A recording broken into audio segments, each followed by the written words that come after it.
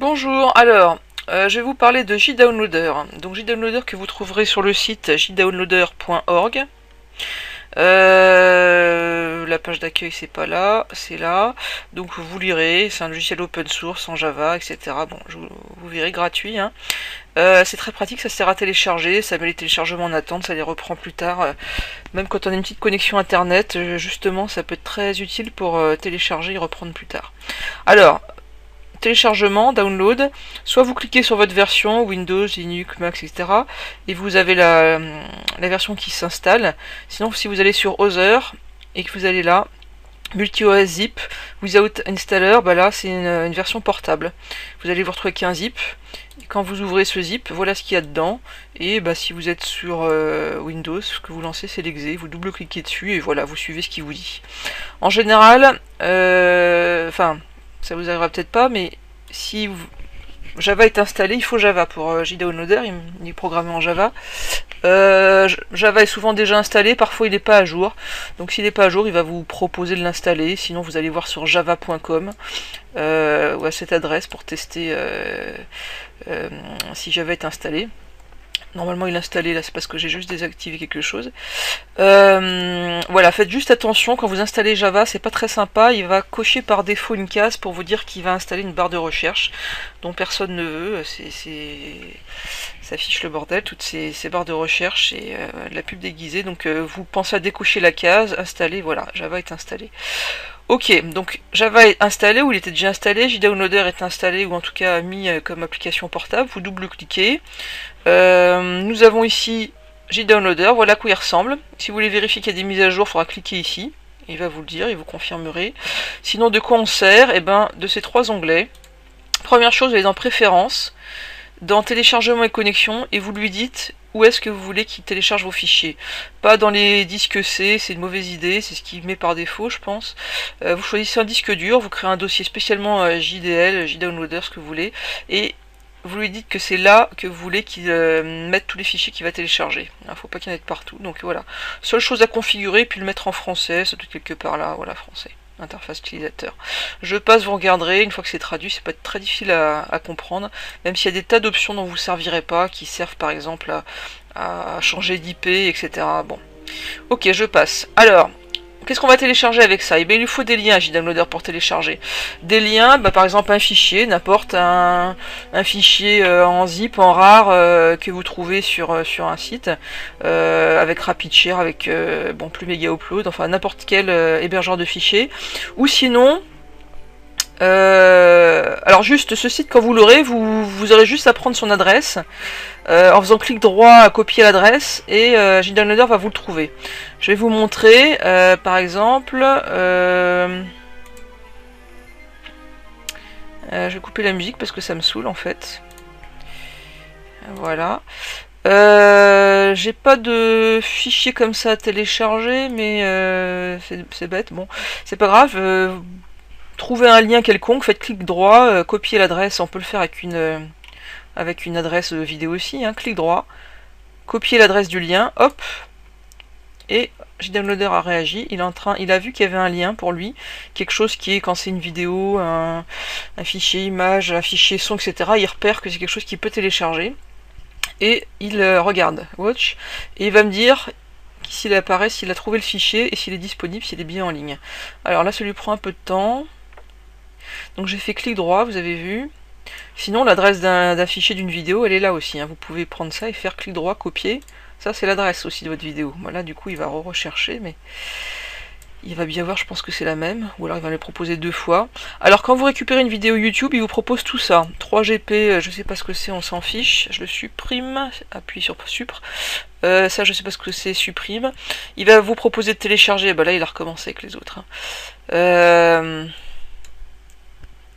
Voilà. Il propose le MP3, la musique, enfin le son de la vidéo, tout seul, un peu de pratique pour écouter sur son MP3. Pourquoi pas. Il vous propose vidéo en différents formats, 360p, 480, 720.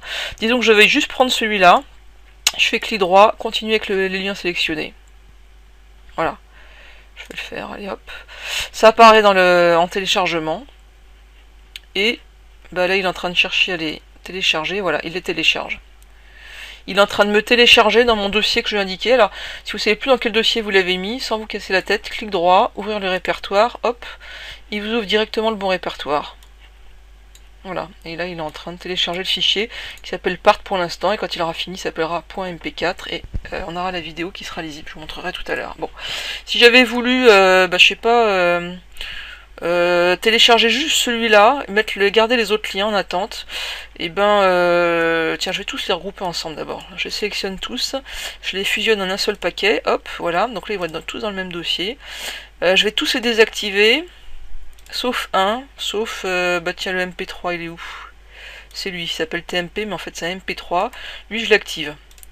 Et maintenant je dis que j'ajoute tous les paquets. En fait il va me télécharger celui-là qui est actif et les autres sont inactifs. Hop, ajouter tous les paquets. Voilà, je me retrouve avec un dossier. Pour l'instant il n'y a que celui-là qui se télécharge, mais si j'active celui-là ou celui-là, je peux leur donner des priorités. D'ailleurs une fois que je les aurai activés, je peux dire hop, priorité très haute. Basse, etc. Une fois que je les aurai activés, ou je peux tout activer là, et là j'active tout d'un coup, il va me télécharger normalement en priorité celui-là. D'ailleurs, petite chose, là il m'en télécharge que 2, donc il va pas aller plus loin, mais combien vous voulez télécharger de fichiers, en même temps c'est marqué là. Si je mets 3, alors c'est 3 sur le même site, ou 3 tout compris. Hop, là je vais mettre 3 et 3, vous ferez vos tests, il y en a un qui indique le nombre de fichiers qu'on télécharge et l'autre le nombre de demandes par site. Voilà, là il me met 3 fichiers, donc il a pris en priorité celui-là puisque je l'avais mis en priorité haute. Il est en train de tout me télécharger dans mon dossier, qui est quelque part, qui est là, bon, je le laisse faire, ok. Vous avez vu pour les vidéos YouTube et comment marche en gros JDownloader. Petit aparté vite fait, alors sur GrooveShark on peut télécharger une musique, vous choisissez votre musique, disons celle-là. Il faut récupérer l'adresse de cette musique, alors je fais clic sur partager un titre, et sur GrooveShark, on a juste à cliquer sur le lien ici, copier, pour qu'il mette l'adresse du titre dans le presse-papier. JDownloader va le trouver certainement. Alors, il a encore... Alors, voilà, il a repéré, il est en train de chercher, il va mettre que c'est en ligne, et je vais le télécharger. Voilà, j'attends, là il teste. Est-ce qu'il est bien en ligne, est-ce qu'il est accessible? Des fois on trouve le lien mais on peut pas le télécharger pour différentes raisons. Ok, il est en ligne. Ajouter tous les paquets, là j'en ai qu'un. Voilà, il va me le télécharger. Alors, je vais le mettre en priorité très haute.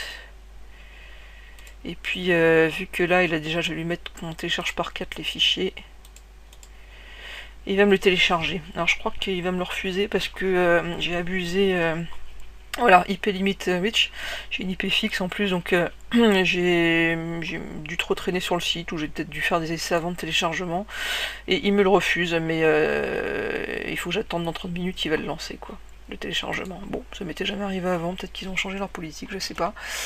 Voilà, vous avez vu pour récupérer des musiques sur GrooveShark. Après, on peut être très malin. Quand vous voyez une vidéo sur n'importe quel site, même si elle vous propose pas de le télécharger, vous pouvez éventuellement retrouver le lien dans le code source de la page. Par exemple, sur ce site, CanalU, très bon site, sur des vidéos universitaires. Et imaginons que j'ai bien aimé cette vidéo là de 93 minutes sur Einstein, qui est très bien d'ailleurs. Je vais la télécharger, mais voilà, c'est pas prévu pour. Enfin, en tout cas, il me le propose pas.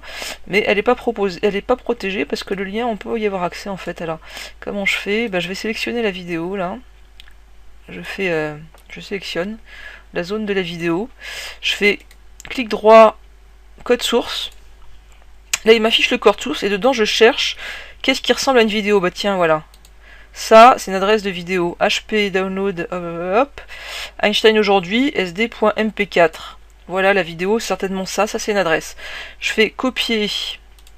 Donc il me le met dans le presse-papier. Est-ce que JDownloader le repère? Voilà, il est en train de regarder. Ah ça y est, il me l'a déjà trouvé.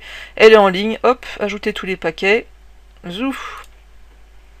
J'aurais pu aussi, si je me fatigue les yeux à chercher mon adresse de MP4 là-dedans, faire sur mon code source, CTRL F pour rechercher et taper MP4 et voir qu'est-ce qu'il me trouve. Alors il m'a trouvé là. Est-ce que c'est une adresse? Bah ouais, c'est elle. Je vais regarder, donc c'est bien elle, voilà, je l'avais déjà vu avec mes petits yeux, mais sinon, suivant, est-ce qu'il en trouve d'autres? Non, il n'en trouve pas d'autres. Des fois, c'est pas forcément en format MP4, c'est au format AVI, c'est plus rare sur Internet quand même, au format SWF, ça peut arriver pour les flashs, ou au format FLV. Voilà. Bon là en l'occurrence il y avait rien d'autre sur ce code source, enfin sur cette page, je passe, mais voilà, soyez malins. On peut récupérer des adresses comme ça. Ici par exemple ce site pour récupérer des musiques Final Fantasy. C'est un peu laborieux parce qu'il faut cliquer là. Ensuite I agree, ensuite clic droit, enregistrer la cible du lien sous, et là il vous propose d'enregistrer le MP3. Bon bah quand on est malin, on récupère l'adresse et au lieu de, et on va, vous allez voir, alors, on peut se dire que l'adresse est ici, mais en fait non, regardez en bas là, regardez ici, quand je pointe sur quelque chose, l'adresse apparaît en bas, c'est pas du tout l'adresse d'un fichier. Alors je peux faire copier l'adresse du lien et voir si JDownloader trouve quelque chose, mais bon je vais pas rester des heures, je sais qu'il le trouve pas. Parce que c'est pas bon. En fait l'adresse elle est un peu plus loin, on pourra aller voir dans le code source de la page suivante. Voilà, il doit être dans le code source de cette page, mais pas besoin de me casser la tête, vous voyez, il apparaît là. Quand je me balade là, vous voyez, adresse 01.mp3. Donc là, si je fais clic droit, copier l'adresse du lien, hop, JDownloader me le trouve. Il est dispo, il va me dire. À quoi ça m'a servi de faire tout ça? Bah parce que j'avais pas envie de me casser la tête à cliquer 3 fois pour chaque morceau. J'ai recopié mon adresse là. Et ensuite, j'ai fait des copier-coller. Et j'ai mis 2, 3, 4, 5, 6, 7, 8, enfin voilà, ça m'a donné un truc comme ça. Hop, j'ai fait tout copier d'un coup.